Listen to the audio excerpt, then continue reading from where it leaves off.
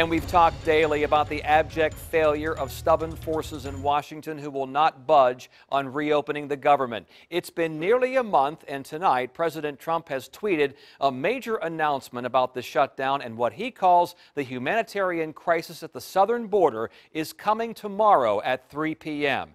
This comes after another day of back and forth between the president and Democrats on the Hill. Although back pay is secured for federal workers, Senator Tim Kaine says it's not enough. What sense does it make to guarantee payment but prohibit them from doing the work for which they are paid? These workers want to go back to work because they want to serve their fellow citizens. And about Tuesday, a critical deadline approaching. If the government is not reopened by then, federal employees will risk missing a second paycheck. Tonight, a freshman congresswoman from Virginia Beach is caught up in this fight, too. Elaine Luria was supposed to go to Afghanistan. President Trump canceled that trip because of the shutdown. And tonight, only on 10, Luria sat down with Brett Hall to say what she is willing to do to end this shutdown, at least on her part. Remember, she's only been in office just a little over 2 weeks now, but she's already been thrust right into the middle of a national fight that leaves so many families in Hampton Roads in the balance.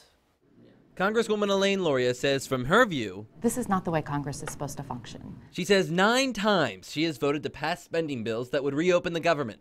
But because none have included $5.7 billion requested by the president to help fund a U.S.-Mexico border wall. So on the Senate side, these bills that we're passing repeatedly are not going to the floor for a vote. The stalemate continues.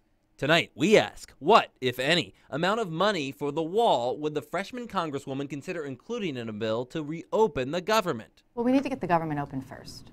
So everyone is pushing, we need to get the government open, and then we need to talk about the broader issues of border security. We need to have those people who are protecting the border be paid for the work that they're doing. Before she votes for any border wall funding, she wants to see a comprehensive plan to see if it is the best option. You know, this type of trip is critical. In the meantime, she says she was looking forward to visiting the troops in Afghanistan, until the president, in a letter to the Speaker of the House, said the public relations event is canceled. I was offended. Even more so when travel plans to still make the trip using commercial airlines was leaked. We are, in a situation where all of our efforts are focused on opening the government rather than, all of the other things that we need to work on for the American people. However, through it all, she's staying positive.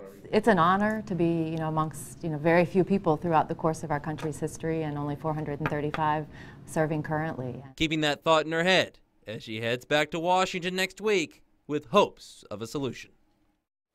And Luria says she hopes to make that trip overseas to Afghanistan in the near future still. She also says that she will be back in the district hosting events at newly opened office headquarters. Brett Hall, 10 on your side.